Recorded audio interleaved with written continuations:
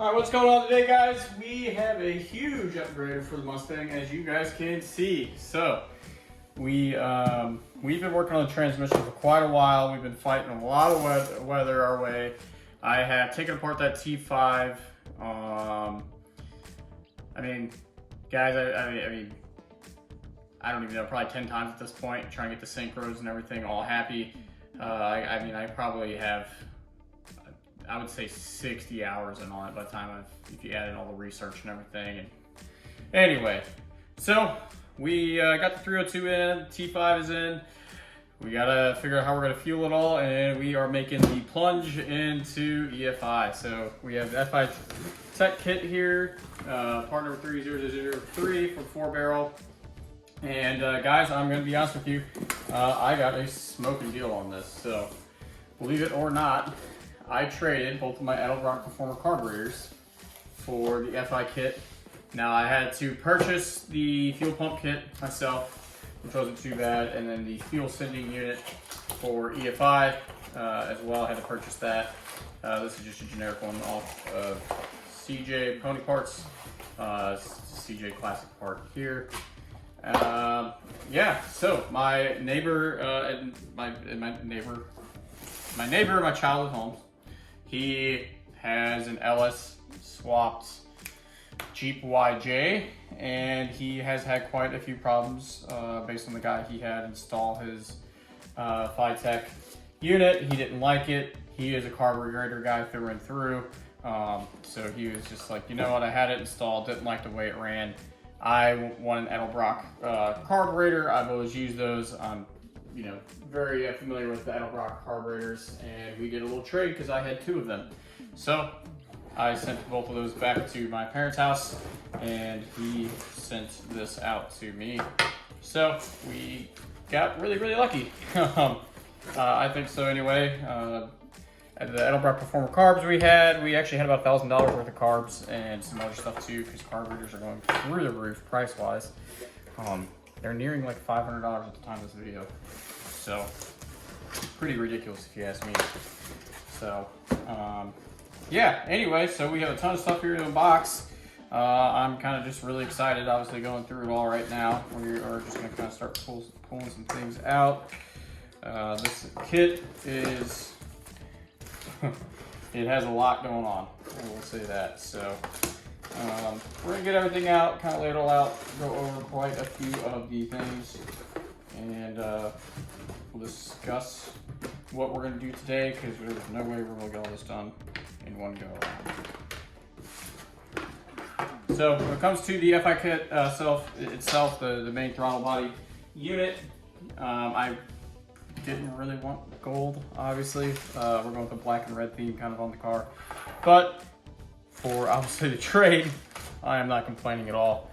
So this is it says it on the side, the Go Street version, capable for 400 horsepower, which is going to be great for our application. That 302 motor, based on kind of some of the things I'm seeing and looking around online, I'm thinking it's probably making low 300s if I had to guess. Maybe 350. I would be kind of surprised if it was that high. Honestly, I'd be even surprised if it is hitting 300. I'm not entirely sure. The guy I bought it from said it should be in the mid 300s, but you just never know. So anyway, we got the throttle body controller. We have the original screen that came with it, and we have another one in the bag. So what I've read about these Fitech units is these screens are not necessarily the best, so they go bad.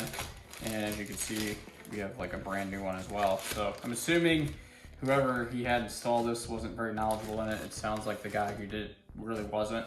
So he just never got the car, his Jeep running right, which is like he just wanted to go back to a carb, and basically the guy was kind of milking him for more money just to keep buying and rebuying parts, which kind of lucked out for us, but really stinks for him. Anyway, so we have the 2 screens, the throttle body. We have all the wires already hooked up for the most part for the actual screen itself. So we'll have to run, this wire obviously inside, which is with this nice loom. Same with the O2 sensor, which we have a brand new one in the bag. O2 sensor bung. And then we have all new wiring for pretty much everything. So everything's covered up. This looks like they're all from Fitech as well, for the fuel pump, the tach, everything that is pretty much already plugged in here. So it looks like they're chasing down some type of wiring issues. I mean, we still have, this looks like it's for the unit itself, maybe to hardwire. We have this little fuse block here, which all these plug in. So, and the directions, and there's even some more wiring harnesses and stuff in the box itself. But today we're not going to be focusing in on the throttle body. I'm actually going to be working on the fuel tank. So right now we're going to be working on the fuel tank. We have some nice weather finally, which will allow me to have a little bit of time to go ahead and work on the fuel tank side of the house. And I also got to get more line, and I want to get my wiring kind of figured out before I go ahead and start trying to install the actual throttle body itself. I may throw the throttle body on there just for looks, but really it's not the priority for today. And I got to check and see if I have gaskets, because I don't think I do.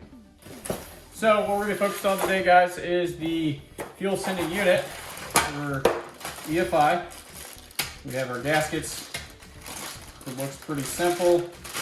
Basically, we are just going to take a hole saw, which I don't know if I have one that'll be the correct size. So I'll probably end up just drilling that out and using like a jigsaw or a grinder for the fuel sending unit. I'm sorry, the fuel sending unit, yeah, for the gauge. And then we actually have the fuel pump right here.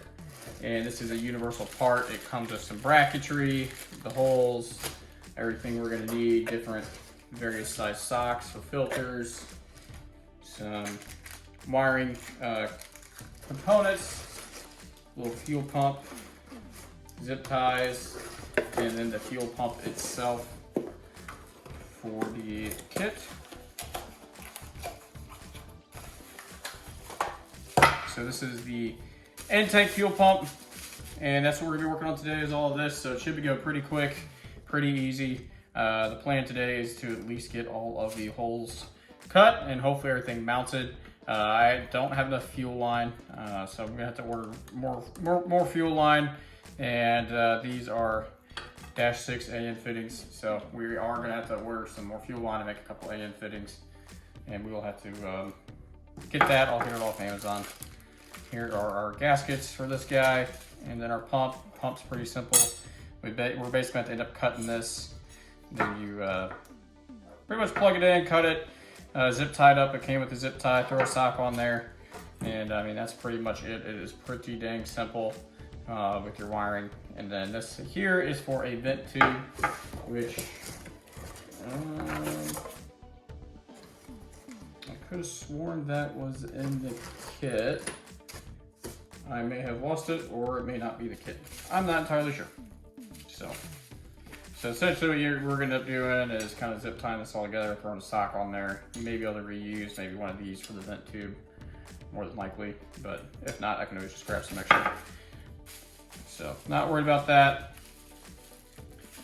So first thing we're gonna do is we are going to grab our gasket for a template, which is this guy here. We got a pretty thick gasket, and then the smaller one, I honestly don't know. Assuming it would go, well, this has to go up inside the tank, so probably like that. So this would be inside the tank itself, and then this guy will probably go enter here, if I had to imagine. Probably something like that. So we are going to go ahead and, I'm curious, is this the same size? No, they're definitely not. So we're going to get this going first. We're going to measure that out, see where it goes according to the directions, and kind of just looking around at EFI tanks that are already made. It goes kind of towards the back where most people put it. Looks like it doesn't come with the vent tube according to the directions.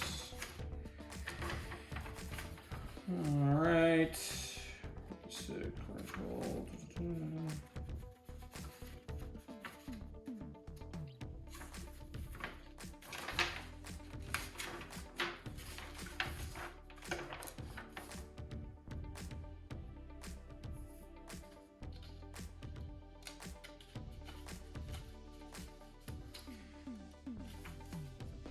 So it does not say